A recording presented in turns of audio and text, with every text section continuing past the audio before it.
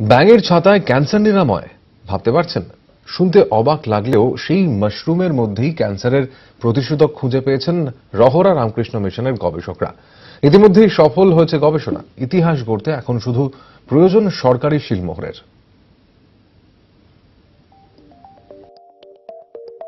দিনে দিনে উন্নত হচ্ছে চিকিৎসা বিজ্ঞান, তৈরি হচ্ছে হরেক ক্ষমতাশালী ওষুধ, মিলছে সাফল্য। তারপরেও ক্যান্সার নিয়ে মানুষের ভয় থেকে গিয়েছে। একদিকে অসচেতনতা, অন্যদিকে চিকিৎসার বদলে ব্যবসার রমরমা। এমন এক পরিস্থিতিতেই আশার আলো দেখালেন উত্তর 24 পরগনার রহরা রামকৃষ্ণ মিশনের গবেষকরা। মাশরুমে রয়েছে ক্যান্সারের প্রতিষেধক। 2 বছরের গবেষণায় সেই তথ্যই খুঁজে পেয়েছেন ক্যান্সার রিসার্চ সেন্টারের অধ্যাপক আনন্দ মোহন চক্রবর্তী, বটানি বিভাগের অধ্যাপক স্বপন কুমার ঘোষ এবং তাদের 7 ছাত্র।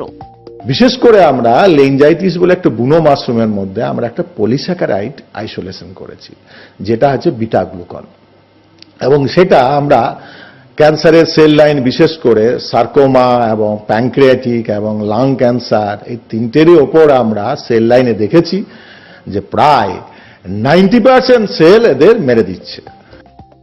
1 ডজন প্রজাতির মাশরুমের উপর চলেছে ময়না তদন্ত।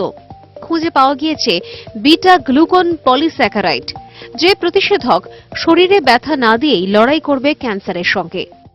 এ কি করে আমাদের ইমিউনিটিটাকে বাড়িয়ে দেয়, বি সেল টি সেলগুলোকে বাড়িয়ে দেয়। ফলে ইমিউনিটি যদি বেড়ে যায় তাহলে পৃথিবীর কোনো রোগই কোনো মানুষের হবে না।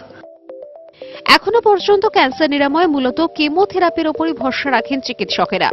শুধুমাত্র যন্ত্রণাদায়ক নয়, কেমোথেরাপির অনেক সাইড এফেক্টও রয়েছে।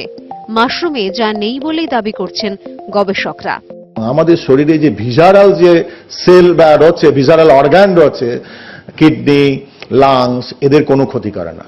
শুধু চিকিৎসা নয়, নিয়ম করে মাশরুম রান্না করে খেলেও ক্যান্সারের কবল থেকে মিলতে পারে সুরাহা। আমার মতে সপ্তাহে যদি একদিন করে খায় তাহলে তার ক্যান্সার হবে না, কারণ ইমিউনিটিটা বাড়বে। এবং যার ক্যান্সার প্রাথমিকভাবে ধরা পড়েছে সেও যদি খায় তাহলে তার ক্যান্সার আর বাড়বে না। 2015 সালে রাজ্য সরকারের আর্থিক সহায়তায় শুরু হয় এই গবেষণা। ইঁদুরের ওপর গবেষণা সফল। মানুষের কতটা কাজে লাগবে এই মাশরুম জানা যাবে সরকারি অনুমোদন মিললেই। অরুণ ঘোষের রিপোর্ট, ইটিভি নিউজ বাংলা।